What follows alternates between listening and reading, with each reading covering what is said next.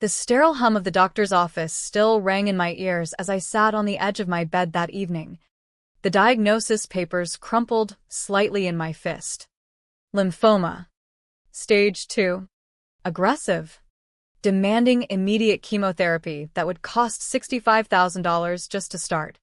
My name is Emily Harper. 18 years old. Straight A student. Debate team captain. The one who always faded into the background so my brother Jake could shine. The family home in suburban Naperville, Illinois, felt colder than the hospital room. Sunlight slanted through lace curtains my mother had chosen for their timeless elegance, casting delicate patterns on the medical forms scattered across my quilt. Downstairs, in the formal living room, my parents waited like they were reviewing quarterly investment portfolios rather than my survival.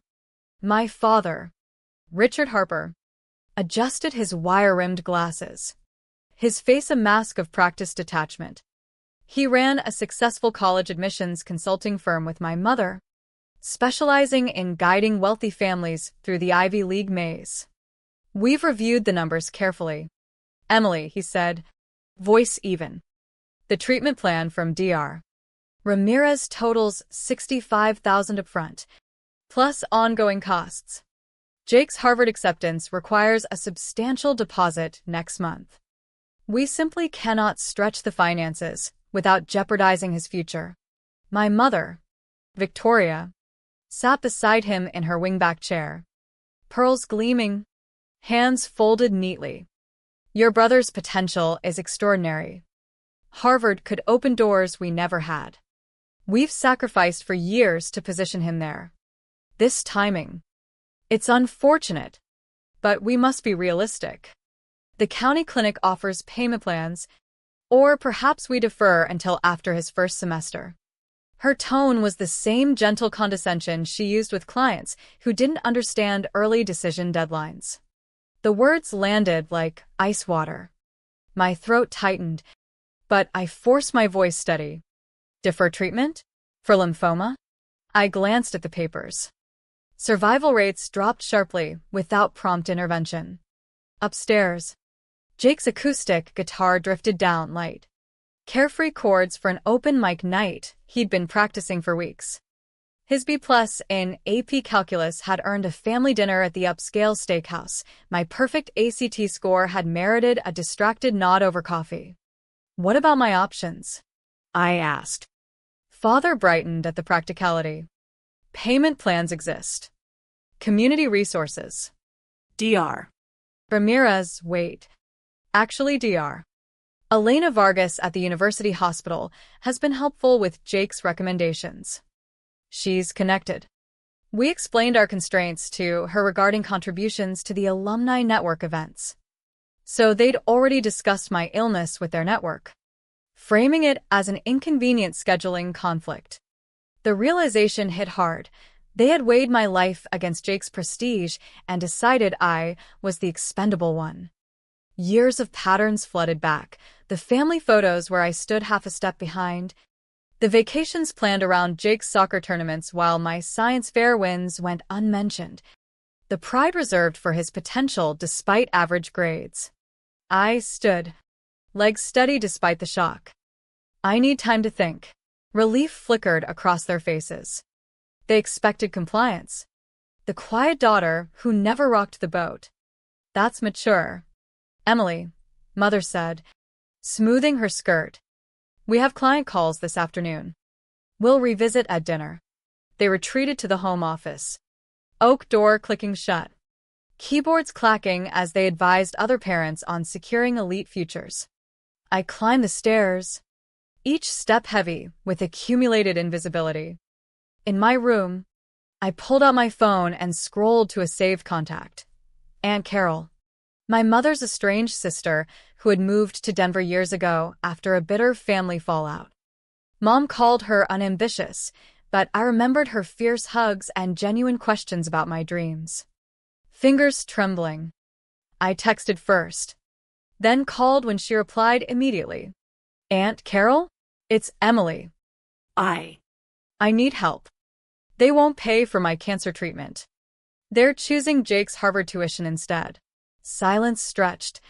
Then her voice came firm, edged with steel. Tell me every detail. Sweetheart. Right now. I locked myself in the bathroom, voice low as fluorescent light buzzed overhead, spilling the full story, the diagnosis, the cold calculation, the prioritization. Carol listened without interruption. When I finished, she said, "Pack essentials tonight. Medical records. ID. Any cash you have. I'll drive through the night. Be ready at the bus station by 2 a.m. We're getting you out of there." That night, moonlight striped my bedroom floor as I quietly filled a backpack, clothes, the diagnosis folder, $300 in birthday savings, Grandma's old locket. The house was silent except for Father's snores and the distant sprinkler from the neighbor's perfect lawn. I avoided the creaky third stair from the bottom, learned from childhood sneaking snacks with Jake. The family portrait in the hallway watched me descend, parents beaming at Jake's Letterman jacket. Me in shadow at the edge. Heart pounding. I slipped out the front door into the cool Illinois night. The walk to the bus station felt endless, shadows lengthening under streetlights. At 2:17 a.m., Aunt Carol's weathered pickup truck rattled up. She stepped out in jeans and her diner uniform, eyes tired but determined. No words at first, just a crushing hug smelling of coffee and road dust. "Let's go home, kid." We drove west on empty highways. Talk radio murmuring sports scores. I showed her the texts I'd secretly screenshotted. Mom and Dad debating treatment costs versus Harvard deposit. Emailing Dr. Vargas about unfortunate timing while praising Jake's extraordinary profile. Carol's jaw tightened. Vultures.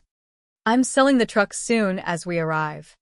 Your life matters more than metal and wheels." Dawn broke over the plains as exhaustion pulled at me. Naperville receded in the rearview. Ahead stretched Colorado. Uncertainty. And, for the first time, someone choosing me. Carol's small apartment above a bustling faux shop in Denver's eclectic neighborhood felt worlds away from our beige McMansion. Color exploded everywhere, vibrant posters from concerts, string lights, a tapestry of mountains at sunset. The Murphy bed folded down. Copper pots gleamed on hooks. It was alive. Imperfect. Real. "We'll figure sleeping arrangements later," Carol said, dropping my backpack. "First, we document everything. Records, texts, refusal, then medical care." My phone buzzed relentlessly. "Mom, your reaction is understandable, but upsetting your father. What do we tell clients?" Carol read it and snorted. 2 words, "Not sorry." She texted back from her phone. "Emily is safe. Getting treatment. I've got her." Then she powered down my phone. Let them stew. Reality crashed over me on the sagging couch. I'd left everything: school, friends, the only life I knew. Guilt twisted with relief. Carol made tea. Her movements efficient. "Sleep now. Tomorrow we fight." I curled under a quilt smelling of lavender. The first peaceful rest since diagnosis. No ticking clocks here. Just honest light. Morning broad action. Carol took me to a low-cost clinic affiliated with University Hospital. With documentation and her advocacy, we secured financial aid, sliding scale fees, and a treatment plan starting immediately. Aunt Carol. The truck. I protested as she listed it for sale online that afternoon. "Some things matter more," she said firmly. "Your life is one of them." Treatment began, for chemo sessions that left me nauseous, weak, hair falling in clumps. Carol worked double shifts at bookkeeping and the diner.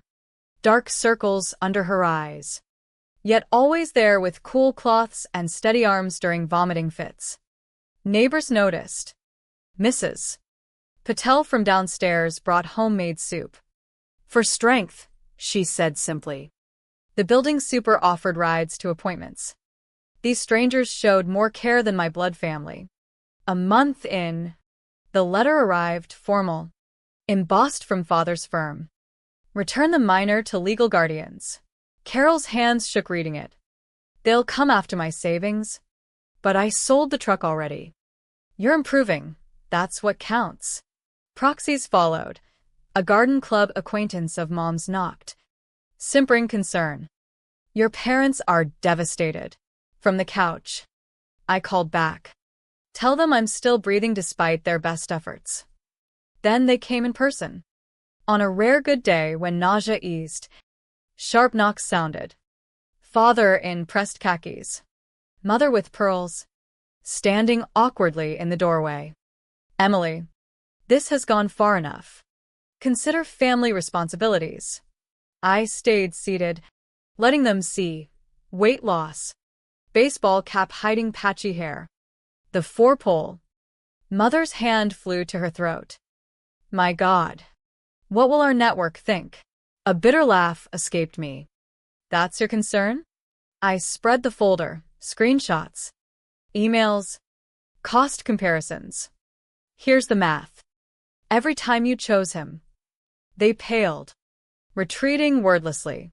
That night, after Carol slept, I drafted an email to Dr. Vargas, not ranting, but facts, timeline, records. Their messages prioritizing Jake. Carol read it morning. This could burn bridges. I hit send. They burned them first. Recovery rhythm settled. Pills sorted. Calendar marked with red X's for sessions. Small wins built. Hair regrowing fuzz. Strength returning. I volunteered at a local community center. Tutoring kids, others overlooked. Their struggles mirrored mine. Parents distracted by status. Kids feeling worthless. Sometimes the people who should believe in you don't, I'd tell a frustrated teen. But that doesn't define you. The email rippled outward. Dr.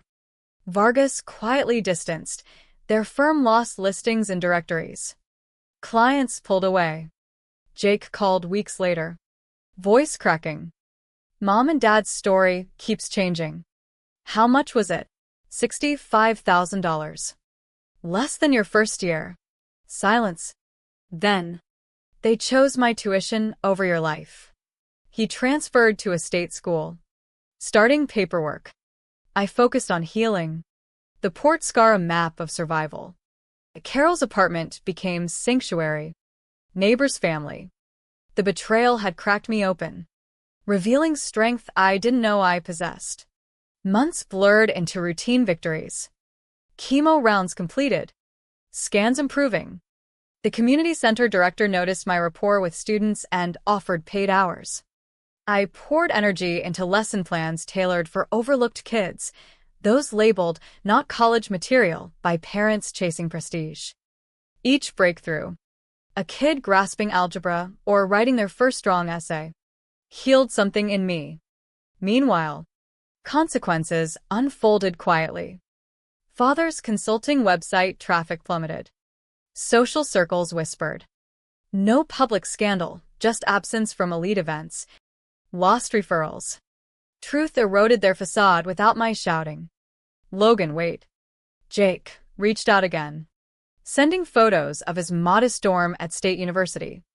I'm trying to be someone you'd respect. I replied measuredly, healing on my timeline. Aunt Carol sold more possessions quietly to cover gaps. But her spirit never wavered. Look what we've built, she'd say, gesturing at our wall calendar now dotted with gold stars. One evening, I pinned Jake's note beside it. Blank spaces ahead represented possibility, not dread. The center expanded with donations. Word spread that I got the struggling ones. Parents requested me specifically. You see their worth, one said. The confrontation lingered in memory, but I refused bitterness. Instead, I channeled it into purpose. When a new student, a quiet boy named Marcus, confessed feeling invisible to his achievement-obsessed parents. I shared carefully sanitized parts of my story. I learned my value isn't what others assign. It's what you claim. Treatment ended successfully after intensive rounds. Scans clear. Hair growing back. Strength returning. Carol threw a small gathering: neighbors, clinic staff, students. Laughter filled the colorful apartment. For the first time, I felt anchored. Yet echoes remained. A final letter from parents arrived, pleading indirectly through lawyers. Carol handled it firmly, citing my age of majority and documentation. No force possible. Their world contracted, downsized home, diminished business. I founded Phoenix Tutoring Collective formally, renting a small sunny storefront. Walls filled with student success stories. Worth everything became our motto under each certificate. Marcus aced his exams, others followed. Years layered healing. 3 years post-diagnosis, the center thrived. Carol managed operations part-time. Her bookkeeping skills invaluable. Students flourished. I no longer defined myself by parental rejection but by impact. Parents appeared one afternoon at the center door, diminished in off-the-rack clothes. "We've lost so much," father said low. "The business. Connections." Mother twisted her hands. "We were wrong. You've built something incredible." I kept voice even amid busy tables. "You decided I wasn't worth saving. I'm extending the same consideration." They left silently. No satisfaction in their pain. Just closure. Diane, Carol, squeezed my shoulder. "You okay?" Surveying the room. I nodded. "Better than okay." The betrayal gifted clarity, worth measured in belief extended. Lives transformed. Ripples spread, students mentoring others, passing forward the message. 5 years later, life bloomed richly. The Phoenix Collective had grown to multiple locations, serving hundreds. Our lakefront cottage outside Denver, bought after expansion success, offered peace, cedar siding, wraparound porch, wildflowers blooming. Carol arranged flowers humming.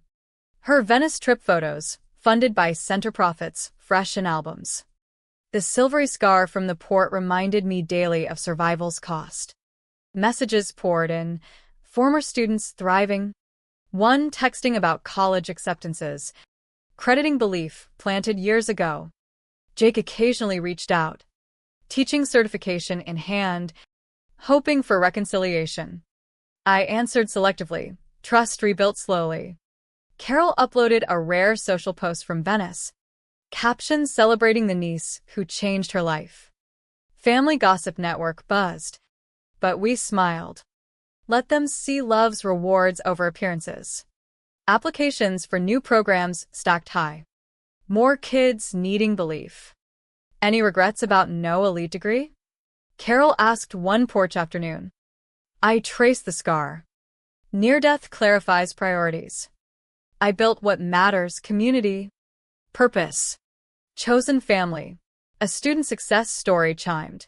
Maria, once angry and self-doubting, now excelling freshman year, tutoring peers. The cycle continued. Parents' downsized existence lingered as distant news. Their calculations had backfired spectacularly. Reputation crumbled through quiet withdrawal of trust. I felt no triumph in schadenfreude, only gratitude for the freedom their choice granted. Evening at the lake, waves lapping. I stood reflecting. The medical bills, framed in my office, symbolized liberation. Betrayal freed me to invest in myself and the expendable ones society overlooked. Carol called dinner ready, likely setting an extra plate for a stray soul. Second chances multiplied when shared. The cottage sign welcomed in many languages, chosen family. Moonlight silvered the path as I returned, impressions in sand filling with water, old wounds dissolving. Kitchen smelled of herb bread. Laughter. Possibility. Tomorrow, more plans, more lives touched. Some called it revenge, living well. I called it justice. One transformed life at a time. The moon rose full over the lake, casting silver paths. Inside, Carol's laughter rang, reading tour messages. Life pulsed, imperfect, gloriously free. I paused in the doorway, watching her silver hair catch light, grateful for the risk she took. Heritage wasn't birth but choice. The sign above the door proved family formed through belief. Sense of bread and hope filled the space. Challenges awaited new students, expansions, but tonight, presence sufficed. Healing complete physically and emotionally. I knew my value, not dollars, degrees, but ripples outward. From that desperate call years ago, through escape, treatment, exposure, to this haven. Parents occasionally haunted peripheries via indirect updates, wondering how calculations failed. Their story ended in contraction, mine expanded through service. Reviewing applications later, guiding, bridging possibilities occupied days. But essence remained, proving oneself right through quiet persistence, not confrontation. A new student arrived weekly, eyes bright with potential. I smiled, ready to write new endings to worthlessness tales. Each precious life deserved belief. The water whispered renewal. Footsteps faded into home's glow. Table set with extras. Laughter echoing. Second chances multiplied. Proving the ultimate investment, self and others marked expendable by the world. In the end, the price of dignity paid full. Interest earned in changed lives. I stood exactly where meant to be, helping author better stories, one life, one belief at a time.